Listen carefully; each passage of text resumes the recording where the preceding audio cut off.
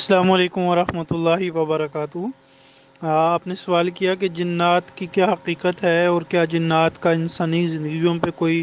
اثر و رسوخ ہے، انسانی زندگی کو یہ کس طرح متاثر کرتے ہیں۔ یہ موضوع بڑا لمبا ہے، میں اس حوالے سے اختصار کے ساتھ 2-3 آڈیوز کے اندر جو ہے وہ یہ سوال آپ کو بتا دیتا ہوں۔ اس سوال کا جواب دیکھیں، جنات کا وجود بالکل ہے۔ جنات ہمارے آس پاس پائے جاتے ہیں۔ قرآن مجید کے اندر اللہ رب العزت نے واضح طور پر ارشاد فرمایا ہے کہ ہم نے انسان کو سلسال سے پیدا کیا ہے اور انسان سے پہلے جو ہے جنات کو پیدا کیا ہے نارے سموم سے، آگ سے۔ جس طرح ہمارے اندر مسلمانوں کے اندر، انسانوں کے اندر مسلمان، کافر، فاسق، فاجر، نیک، متقی، پرہیزگار، یہ ساری کیٹیگریز پائی جاتی ہیں، بعین ہی اسی طرح جنات کے اندر بھی یہ ساری کیٹیگریز پائی جاتی ہیں۔ جنات اور انسان یہ اس حوالے سے دونوں مشترک ہیں کہ یہ دونوں مکلف ہیں، شریعت کے دونوں شریعت کے پابند ہیں، اور دونوں کے اندر اللہ رب العزت نے نیکی کو قبول کرنے کا اور بدی کو ترک کرنے کا، یا بدی کو قبول کرنے کا اور نیکی کو ترک کرنے کا یہ دائیہ رکھا ہے، یعنی ان دونوں کے پاس اختیار موجود ہے۔ یہ جو بھی راستہ اختیار کرنا چاہیں وہ اختیار کر سکتے ہیں۔ جنات کے بارے میں سورہ جن کے اندر موجود ہے اور حدیث کے اندر بھی موجود ہے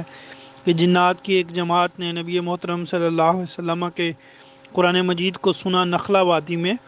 تو کہنے لگے کہ انا سمعنا قرآنا عجبا یہدی الی الرشد فآمنا بہ، ہم نے جو ہے وہ ایک عجیب قرآن سنا ہے جو کہ ہدایت کا رستہ دکھلاتا ہے اور ہم اس پر ایمان لائے۔ اور عبداللہ بن مسعود بیان فرماتے ہیں، جامع ترمذی کی حدیث ہے، کہ ایک مرتبہ جو ہے وہ نبی محترم صلی اللہ علیہ وسلم رات کو گم ہو گئے، ہمیں آپ نہیں ملے، ہم نے بڑا تلاش کیا، صبح آپ آئے تو آپ نے فرمایا اتانی داعی الجن، میرے پاس جو ہے وہ جنوں کا دعوت دینے والا آیا تھا، تو میں اس کے ساتھ چلا گیا تھا، تو میں نے ان کو جا کر درس قرآن دیا ہے اور اب میں واپس آیا ہوں۔ تو یہ حدیث بالکل واضح ہے اس موضوع پر۔